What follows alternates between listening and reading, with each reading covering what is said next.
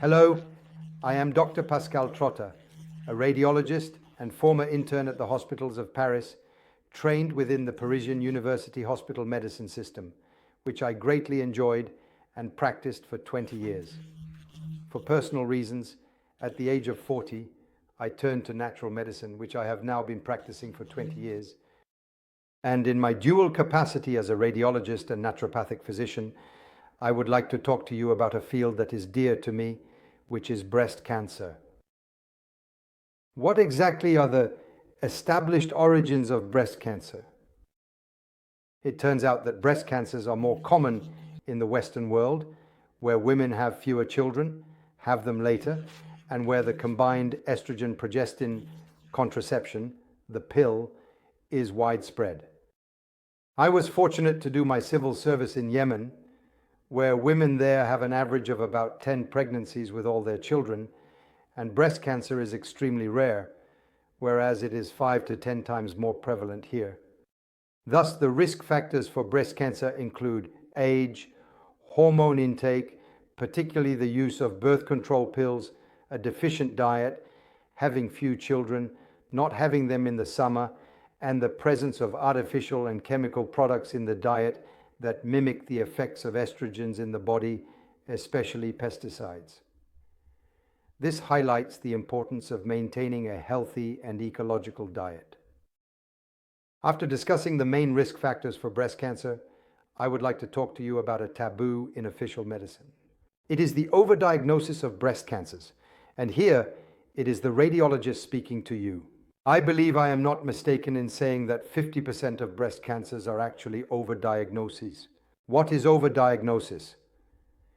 It means that you are told you have breast cancer and are offered a whole range of aggressive treatments, while if you were monitored, you would never die from this breast cancer, which is part of your evolution, consisting of small cancerous cells in the breast that will never metastasize and will never take the patient.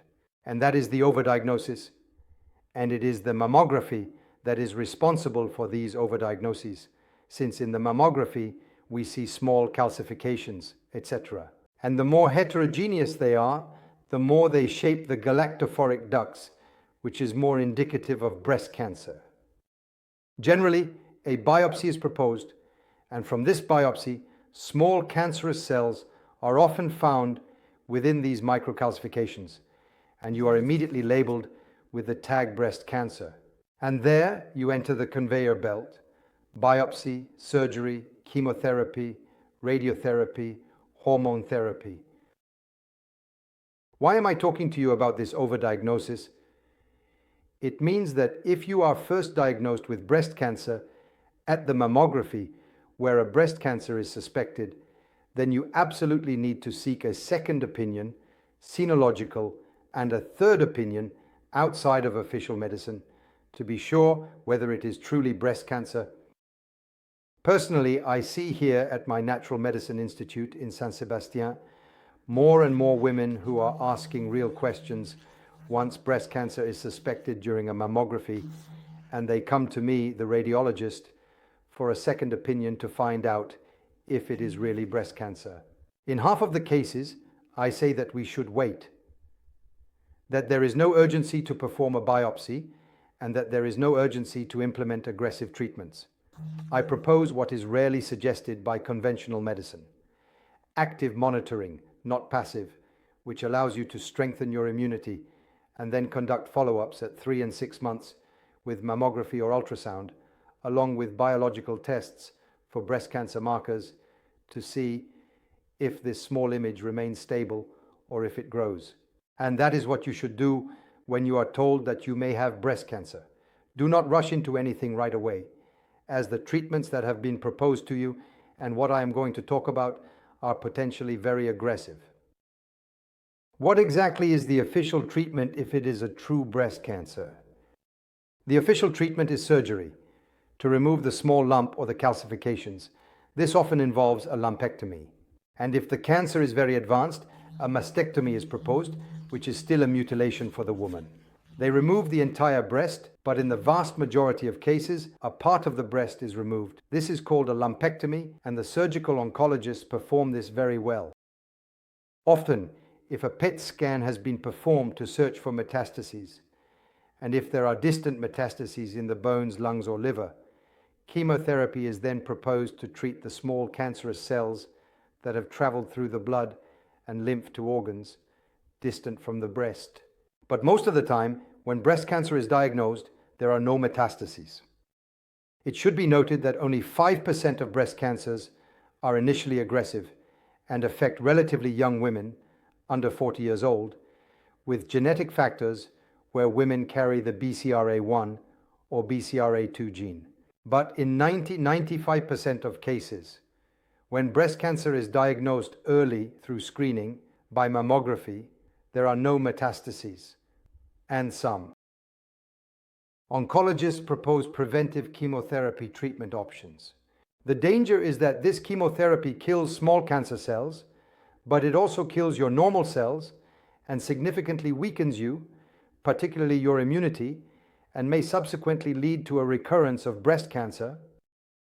To prevent recurrences of breast cancer, you are offered either radiotherapy, which can irradiate your lungs or heart and leave cardiac or pulmonary sequelae, or often hormone therapy, which is actually an anti-hormone therapy since it aims to block the production of estrogens in your body. So if you are under 50, it will immediately lead to early menopause. And if you are over 50, it will worsen the symptoms of your menopause and cause you to age prematurely. Many women discontinue this hormonal treatment prematurely due to its numerous side effects, including vaginal dryness, hot flashes, joint pain, and premature aging. So, alongside these aggressive treatments, there are other solutions that can be offered to you and that you should also seek out. First, there is active surveillance. If you have been diagnosed with breast cancer, or if a certain image is suspected to be breast cancer, such as a small lump in the breast, etc.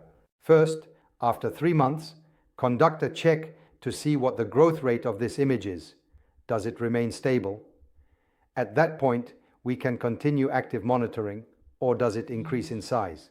If so, we can then consider more aggressive treatments. So in fact, we need to give ourselves time to determine if this small tumor, these small calcifications are present, have existed for a very long time and will remain stable for a very long time, which means that it will never give us fatal prognoses.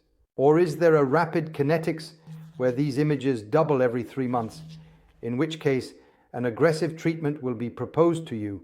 So first, a second opinion, and often, very often, active surveillance. Next, it is indeed absolutely essential to strengthen your immunity. So this active surveillance involves boosting your immunity, which natural medicine never does. On the contrary, chemotherapy worsens and lowers your immunity. Know that your intestine, which is a true immune and emotional brain, has its place in this active monitoring aimed at increasing your immunity through the intake of suitable supplements and nutritional changes. It is very important in breast cancer to reduce cow's dairy products, as cow's milk is pro-inflammatory, often contains too many pesticides that have estrogen-like effects, which can therefore increase the risks of carcinization of breast cells and contains growth factors that can promote tumor growth. Dairy products from cows, milk, and yogurt are eliminated. Sugar is reduced or even removed from the diet, as cancer cells are foolish. They only feed on sugar. While our normal cells can feed on sugar, if one fasts, they can nourish themselves with ketone bodies that provide the necessary energy. We have a hybrid metabolism in our normal cells, whereas cancer cells are single fuel, relying on sugar or carbohydrates. So, you significantly reduce everything that is sugar, white sugar, brown sugar, sodas, etc., milk, and overly refined cereals. This way, you will gradually starve your cancer cells. You should supplement with omega-3, for example, omedoctat, and then opt for an anti-inflammatory diet, including more blue fish, less pork, more vegetables, more fruits, and increase the intake of antioxidants in your diet, which means colorful fruits and vegetables. Everything that is colorful, red, green, yellow, contains pigments that are antioxidants that help fight cancer cells, along with colorful drinks like green tea, dark chocolate, and quality red wine.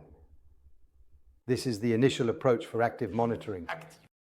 You may be prescribed higher doses of powdered vitamin C, for instance 8 to 10 green per day, to reduce oxidation.